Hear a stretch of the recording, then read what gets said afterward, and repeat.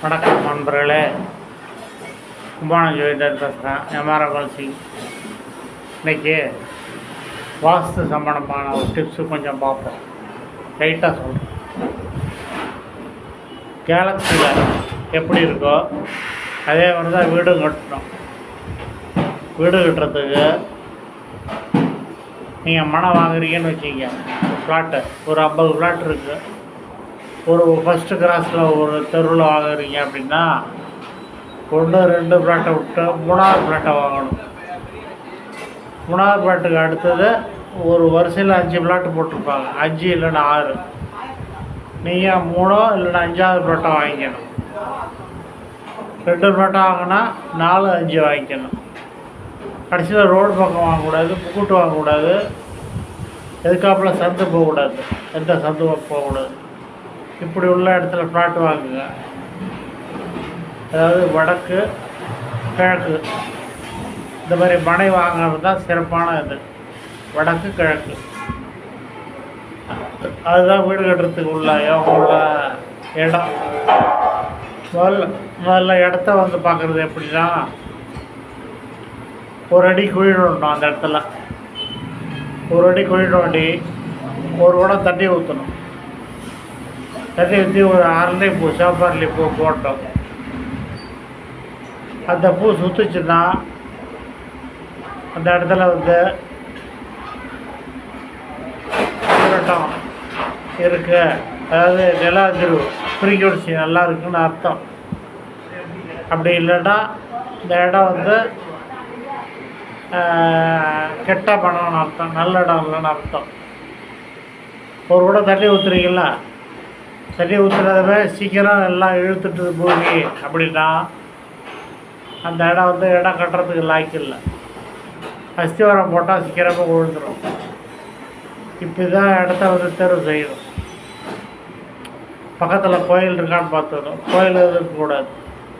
கோபுரத்தில் நிழல் படக்கூடாது மனையில், அதை பார்த்துங்க. அதுக்கப்புறம் இந்த டவர் இருக்கக்கூடாது. ஹெச்டி டவர் இருக்குல்ல, கரண்ட்டு போகிறது, அது பெரிய டவர், அது இருக்கக்கூடாது. அதுக்கப்புறம் சில பேர் இப்போ வந்து நிறைய பேர் என்ன சொல்கிறாங்கன்னா, வீட்டிலே வந்து டெலிஃபோன் டவர் வைக்கிறாங்க. டெலிஃபோன் டவர் அது வந்து தேவையில்லாத வைப்ரேஷனை கொடுக்கும், அதிர்வு, மனக்குழப்பம், மெண்டல் உரிசு, மண்டையில் ஆப்ரேஷனை கொடுத்துரும், ரத்த ஓட்டத்தை தடைப்பட்டுரும். அது காசு 5000 கொடுக்குறான் வாடகை அப்படிங்கிறதுக்காக டவரை வந்து மாடியில் வைப்பாங்க சில பேர். ஏர்செல், பிஎஸ்என்எலுக்கு டவர் வைக்கிறதுக்காக. அது வந்து வைக்கக்கூடாது. அது ஹோட்டல் இல்லைன்னா தனி இடத்துல தான் வைக்கணும். கொல்லை பக்கம் கடைசியில் வைக்கணும். டவருக்கு வீட்டுக்கும் 100 அடி 100 மீட்டர் இடையில இருக்கும். அந்த வைப்ரேஷனில் சிட்டுக்குருவிலாம் செத்துடும். குருவியே செத்துடும்னா மனுஷன் அப்படி இருப்பான் பார்த்துருக்கேன். ஆனால் கொஞ்சம் கொஞ்சம் மூளை குழப்பி விட்டுரும். 7 சனி அஷ்டம சனியில் அது வேலையை காட்டுரும். சரி, இப்படி வீடு கட்டுறீங்க. கிழக்கு பார்த்த பனையாக இருக்குது. கிழக்கு பார்த்த பனைன்னா நீங்கள் வந்து அதாவது கிழக்கும் வடக்கும் சேர்ந்த மூளை ஈசானிய மூளை. அதை வந்து ஓப்பனில் வைக்கணும், ஜன்னல் வைக்கணும், சாய்வு போட்டால் வைக்கலாம். அங்கே வெயிட் ஏற்றக்கூடாது. அப்படியே கிழக்கு அப்படியே எடுத்துக்க. கிழக்கும் தெற்கும் சேர்ற இடம் அக்னி மூலை. இந்த அக்னி மூலையில் கிச்சன் வைக்கலாம். கிச்சன், கரண்ட் பாக்ஸு, ஃபயர் உள்ளது, நெருப்பு உள்ளது, எது வேணாலும் வைக்கலாம். அங்கே வந்து பாத்ரூமோ வேறு எதுவும் வைக்கக்கூடாது. அடுத்தது மனை வந்து ஸ்கொயராக இருக்கணும். மனை குருவலாக போகக்கூடாது. முக்கூட்டில் இருக்கக்கூடாது, குருவலாக போகக்கூடாது. ஃப்ரண்டேஜ் 40 அடி இருக்குன்னா பேக்லேயும் 40 அடி இருக்கணும். 30 அடி 20 அடி இருந்ததுன்னா பாம்பு மனையும் பிடிப்பாங்க. அந்த மனையை அவாய்ட் பண்ணிட்டுருங்க. அதான் நல்லது. இப்போ வந்து கிழக்கு மனையில் வடக்கும் மேற்கும் சந்திக்கிற இடம் கன்னிமுடன் பேர். அந்த இடத்துல லெட்டர் வைக்கலாம், செப்டி டேங்க் வைக்கலாம் அடியில். அடுத்தது வந்து தெற்கோ மேற்கோ சந்திக்கிற இடம் நிறுதி மூலை நிறுதி மூலை இந்த இடத்துல பெட்ரூம் வைக்கணும். பெட்ரூம் வச்சிங்கன்னா ஏசியை எங்கே வைப்பீங்க? அது ஒரு கொஸ்டின் வரும். ஏன்னா கரண்ட்டாக அங்கே வைக்கக்கூடாது, அந்த இடம் அடைச்சி தான் வைக்கணும். அந்த ஏசி பாக்ஸ் எங்கே இருக்கணும்னா தெற்க பார்த்து இருக்கணும். நிறையா ஒன்று நான் பார்க்குறேன், தப்பாக வச்சுக்கிறாங்க, முன்னாடியே வச்சுக்கிறாங்க, ஃப்ரெண்டில் வீட்டு வாசப்படிலே வச்சுப்பாங்க சில பேர். அதுமாரி வைக்கக்கூடாது. அதுமாரி வச்சா என்ன ஆகும்? கோர்ட்டு கேஸு, வழக்கு, கடன், தாங்க முடியாத கடன் வரும். இதான் வாஸ்து டிப்ஸ், வேறு ஒன்றுமே கிடையாது. இதுக்கு பெரிய பிளான்லாம் போடுவாங்க இன்ஜினியர். அவன் வாஸ்து படிச்சிருக்க மாட்டான். வாஸ்து கடல் படிக்கிறதுக்கு 2 வருஷம் ஆகும். ஒரு புஸ்தகத்தை எடுத்து வந்து பார்த்துக்கிட்டு சொல்லுவோம். அதெல்லாம் நம்பி ஏமாறாதீங்க, நல்ல ஆளாக பார்த்து செய்யுங்க. நடுப்பில் வீடு கட்டி மாடி வீடு கட்டிங்கன்னா நடுப்புற முத்தாரம், நம்ம பழைய வீட்டில் முத்தம் வச்சுருப்போம் ஓட்டு வீட்டிலலாம் பார்த்தீங்கன்னா நடுப்புற ஓப்பனில் இருக்கும். அதான் பிரபாதுன்னு பேர். அந்த இதை ஓப்பன் பண்ணி மாடி வீட்டில் வைக்கலாம். அது நடுப்புற கண்ணாடி வச்சு மூடி, மாடியை மூடி கண்ணாடி வைக்கணும். சூரிய ஒளி உள்ளார போடணும். அப்போ தான் அந்த வீடு வந்து வைப்ரேஷன் நல்லாயிருக்கும். அந்த வீட்டில் நிரந்தரமான செல்வம், உடல் வியாதி இல்லாமல் நீண்டாலும் வாழலாம். இதுதான் வாஸ்துக்கு உள்ள குறிப்பு. வீட்டு வாசமில்ல என்ன மரம் வைக்கலான்னா நெல்லி மரம், பலா மரம்லாம் வைக்கக்கூடாது. பால் உள்ள மரம் வைக்கக்கூடாது, குழந்த பாக்கியம் கிடைக்காது. அதனால் சாதாரண துளசி செடி வைங்க, மணி பிளான்ட் வைங்க, செம்பருத்தி பூ வைக்க. செம்பருத்தி பூ வைக்கிறதா இருந்தால் அக்கடி மூலையில் தான் வைக்கணும். சுவாமி படத்துக்கு பூஜை செய்கிற பூ, அதாவது பாதிரி பூ, கோழமல்லி, இதெல்லாம் இதெல்லாம் கிழக்க வைக்கலாம். கிழக்கு மூலையில் சின்ன கண்ணா 2 கண்ணு வைக்கலாம். தெற்க வந்து சிவப்பு செம்பருத்தி, சிவப்பாரிலி மரம் வைக்கலாம். இதுதான். உங்களுக்கு கொள்ளை இருந்ததுன்னா கொள்ளையை தனியாக காட்டணும். தென்னை மரம் வைக்கலாம், மாமரம் வைக்கலாம், இதெல்லாம் வைக்கலாம். செப்டி டேங்கை வீட்டில் வைக்கக்கூடாது. வீட்டை விட்டு தள்ளி, அதாவது கண்டி மொழிலேருந்து கொஞ்சம் 10 அடி தள்ளி எட்ட வைக்கணும். சில பேர் வீட்லேயே பாதி பிரித்து லெட்டின் தனியாக, காம்பவுண்டு தனியாக வைப்பாங்க. அதுமாரி வைக்கிறது தப்பு. பாத்ரூம் அட்டாச்சுன்னா அப்படியே வச்சுருக்கோம். தனியாக லெட்டின் கட்டணும்னா கொள்ளை கடைசியில் வச்சுருந்தோம். வச்சுட்டு குறுக்க வச்சு வேலி வச்சுருந்தோம். அதுதான் வாஸ்து குற்றத்தை நீக்கும். எக்காரத்தை கொண்டோம் வீட்டுக்கு ஏற்றாமல் சாக்கடை ஓடக்கூடாது. சாக்கடை, ஆறு இதெல்லாம் ஓடக்கூடாது. புடக்கொட்டா இருக்கக்கூடாது. புடக்கொட்டா, தூர் தேவதை இதெல்லாம் இருக்கக்கூடாது. எதுக்க வீட்டு எதுக்க பார்வை இருக்கக்கூடாது. சரி, அப்படி அமைச்சு என்ன பண்ணுறது அப்படின்னா, சைனீஸ் ஃபங்க்ஷன் இருக்குது. சைனீஸ் வாஸ்து கண்ணாடி வைக்கிறது வீட்டில். வாஸ்து கண்ணாடின்னு கேளுங்க, அது உருவத்தை சின்னதாக காட்டும். இதை வந்து எந்த இடத்துல குற்றம் இருக்குது, வாஸ்து குற்றம், அந்த இடத்துல மாட்டலாம். பெரும்பாலும் தெற்கு மேற்கு உள்ள வாசப்படிக்கு இந்த கண்ணாடி வைக்கலாம். கிழக்கு வடக்கு உள்ளவங்களுக்கு இந்த கண்ணாடி வைக்கிறது தேவையில்லை.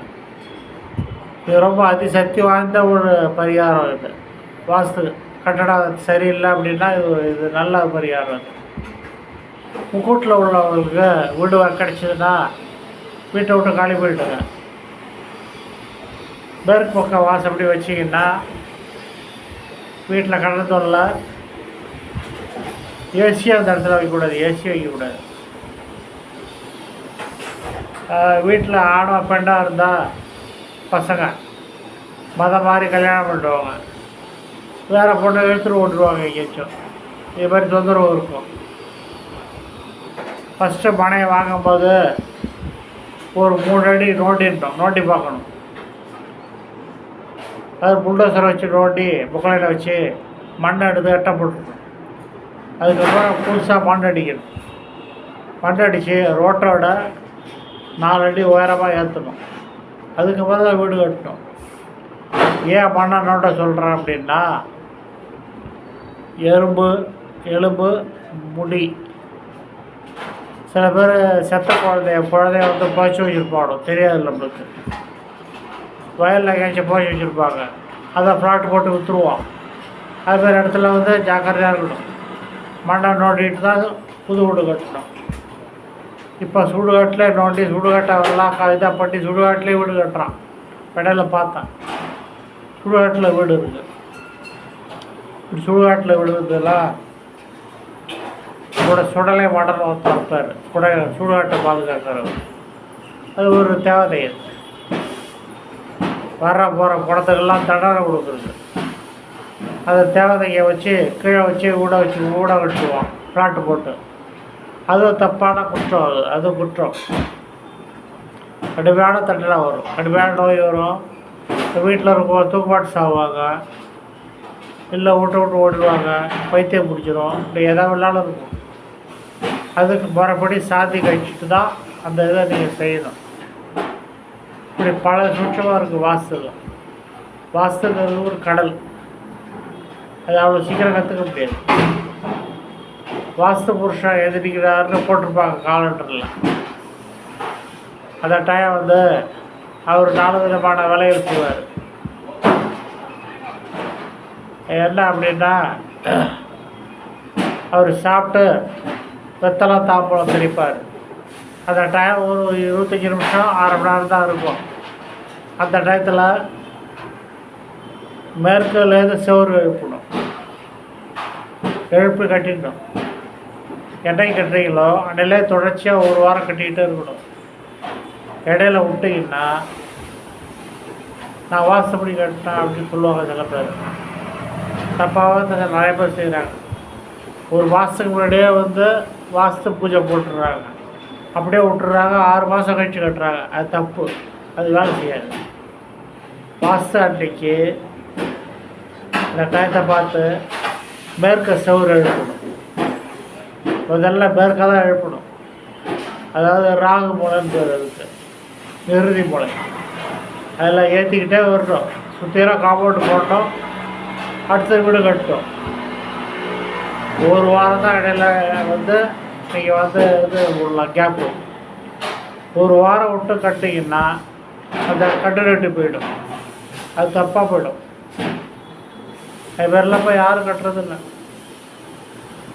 காண்ட்ரை பார்க்குறானோ, பார்த்து நீங்கள் நல்லா இருக்குங்க அப்படிங்கிறானோ. வாஸ்துபடி லக்கணம் போட்டு பார்க்கணும். லக்கணத்தில் வந்து 4ஆம் வீட்டில் வந்து எந்த கிரகமும் இருக்கக்கூடாது. அன்றைக்கு லக்கணம் போட்டு பார்க்கணும். வாஸ்து கண்டுபிடிக்கிற நேரம் லக்கணம் போட்டு பார்த்து 4ஆம் வீட்டில் சுபகரங்க பார்வை இருக்கணும், பாவகரங்க பார்வை இருக்கக்கூடாது.